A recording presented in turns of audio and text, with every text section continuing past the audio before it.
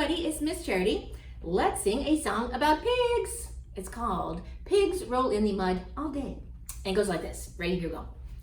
Pigs roll in the mud all day. Oink, oink, oink, oink.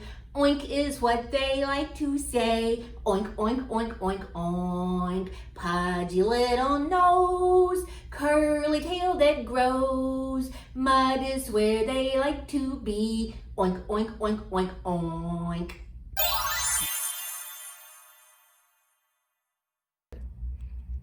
Hello everybody, today we're going to read Pigsty by Mark T, read with permission by Scholastic. Monday afternoon, Wendell Fultz's mother told him to clean his room. "It's turning into a pigsty," she said.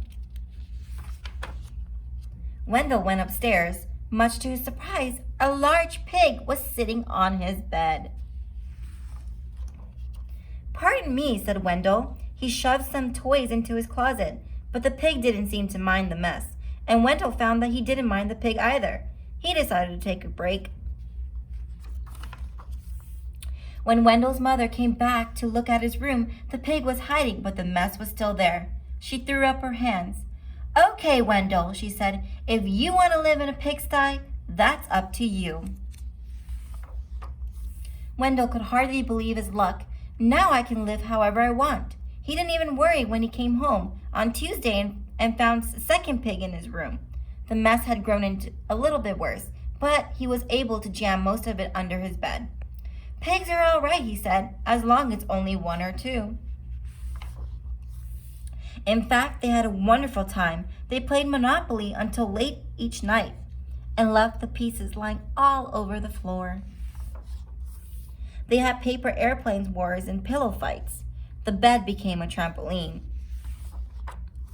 Then two more pigs showed up. The mess just grew and grew. That night when Wendell went to bed, the pigs were lying everywhere. They rolled up in his blankets and hogged his pillows too. Wendell told himself he didn't mind, but then he found hoof prints on his comic books. And Friday, when he got home from school, he saw that someone had been sitting on his basketball, and his baseball cards were chewed. "That does it," said Wendell. "I've had enough." He ran upstairs to tell his mother. "Sorry," she said, "but your room is your responsibility." She handed him a broom. Wendell started to complain. The mess was too huge, but suddenly he remembered a saying he'd heard, that many hooves make light work. He marched upstairs and organized a cleaning crew. They swept and scoured, polished and scrubbed. Late that afternoon, Wendell inspected his room and pronounced it clean. In fact, it was a bit too clean from the pigs' point of view, so while Wendell inspected, the pigs prepared to go home. One of them made a phone call and a farm truck came to pick them up. They hugged and grunted and oinked goodbye.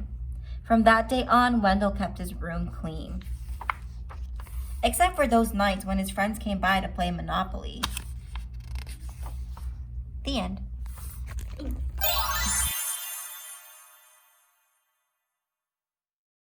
Okay, I have another song about pigs. It's called There Was an Old Woman and She Had a Little Pig. It goes like this. Ready? Here go.